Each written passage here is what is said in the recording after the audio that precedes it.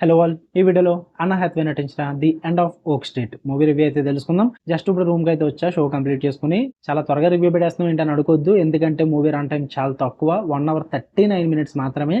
So అందుకే review త్వరగా వచ్చేస్తుంది. అండ్ నేనైతే ఇంగ్లీష్ లాంగ్వేజ్లో 2Dలో చూసా, 3Dలోకి అయితే వెళ్ళలేదు. అంటే తెలుగు డబ్బింగ్ కూడా నేను చూడలేదు, నేను ఇంగ్లీష్ ఒరిజినల్లే ప్రిఫర్ చేశాను. ఓకే, స్టోరీ ప్లాట్ విషయానికి వచ్చేస్తే ఓక్ స్ట్రీట్ అని ఉంటుంది. ఆ ఓక్ స్ట్రీట్లో చాలా మంది కొన్ని ఫ్యామిలీస్ ఉంటాయి, ఒక నైబర్హుడ్ కింద. అందులో ఒక ఫ్యామిలీయే డెనిస్ ప్లాట్ ఫ్యామిలీ, అదే అన్నా హ్యాథ్వే గారు వాళ్ళ ఫ్యామిలీ అనమాట.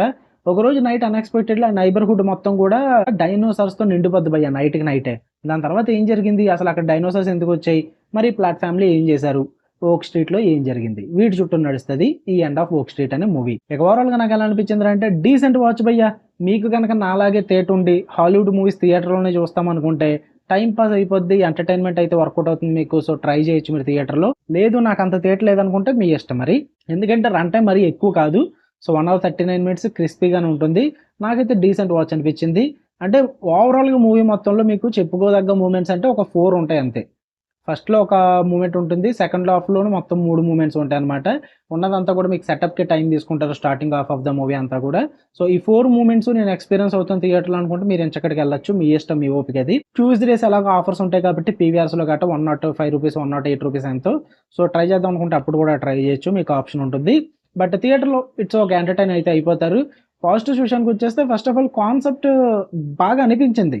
బట్ ఆ కాన్సెప్ట్ మీకు ఎప్పుడు తెలుస్తుంది అంటే క్లైమాక్స్లో తెలుస్తుంది అనమాట. అది కొంచెం ప్రాబ్లం అని చెప్పాలి. సో ఆ కాన్సెప్ట్ ఇంట్రెస్టింగ్ అనిపించింది. అది ఏంటన్నది నేను చెప్పను, మీకు లాస్ట్లో మీరు చూసి తెలుసుకోండి. అది మళ్ళీ స్పాయిలర్ అయిపోద్ది. ఉన్నది అది ఒక్కటే మీకు కొంచెం ఇంట్రెస్టింగ్ అనిపించింది, అది కూడా నేనే చెప్పేస్తే ఏం ఉండదు మీకు. మనకి డైనోసార్ థీమ్స్ ఏవైతే ఉన్నాయో అవి పక్కన పెట్టండి, అవి రొటీన్ గానే ఉంటాయి. బట్ ఒక స్నేక్ సీక్వెన్స్ ఉంటుంది భయ్య, అది నాకు చాలా బాగా నచ్చింది. అసలు దాన్ని చూపించిన విధానం అయితే పీక్స్ ఉంది. అసలు నాకు ఆ ఒక్క సీన్ మాత్రం చాలా బాగా అనిపించింది. అండ్ అలాగే మూవీలో కన్వర్సేషన్ సీన్స్ ఉంటాయి. ఒకే హాల్లో కూర్చొని క్యారెక్టర్స్ మాట్లాడుకుంటూ ఉంటారు.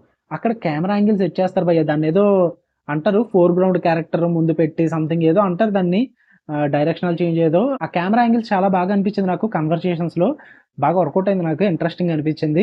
అండ్ ఇంక మిస్టరీ కానీ థ్రిల్లింగ్ ఎలిమెంట్స్ కానీ ఏవైతే ఉన్నాయో అవి చెప్పాను, స్టార్టింగ్ చెప్పినట్టు ఒక 4 మూమెంట్స్ ఉన్నాయి. ఈ 4 మూమెంట్స్ కూడా నాకు వర్కౌట్ అయ్యాయి అంతే. నెగిటివ్ విషయానికి వచ్చేస్తే మీకు స్టార్టింగ్ నుంచి ఎండింగ్ వరకు ప్రిడిక్టబుల్ గానే ఉంటుంది, ఎక్కడ కూడా మీకు ట్విస్ట్లు అయితే ఏమి వర్కౌట్ అవ్వవు.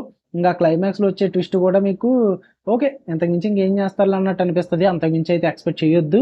అండ్ అలాగే దీని వెనకంతా ఉండే బ్యాక్ డ్రాప్ కానీ ఆ థీమ్ కానీ ఏదైతే ఉందో అంత క్లారిటీగా ఏం ప్రెజెంట్ చెయ్యరు భయ్య. It's like just unknown source అన్నట్టుగా ప్రెజెంట్ చేసేస్తారు అంతే, సింపుల్గా.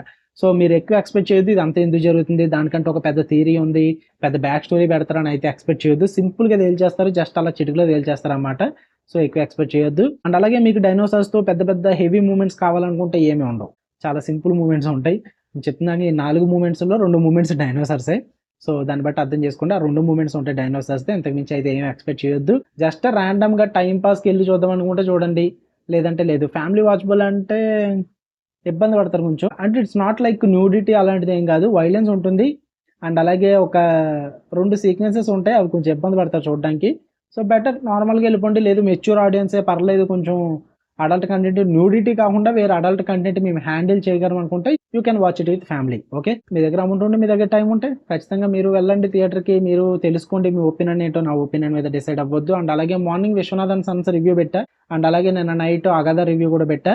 సో ఇఫ్ ఇన్ కేస్ మీరు మిస్ అయ్యి ఉంటే పైన కార్డ్స్లో ప్లే చేస్తాను, లేదంటే ఒకసారి ఛానల్ ఓపెన్ చేసి చెక్ చేయండి. ఖచ్చితంగా బెల్ నోటిఫికేషన్ అయితే ఆన్లో పెట్టుకుని ఛానల్ సబ్స్క్రైబ్ చేసుకోండి. మళ్ళీ నెక్స్ట్ వీడియోలో కలుద్దాం. అంటే then love you all, bye guys.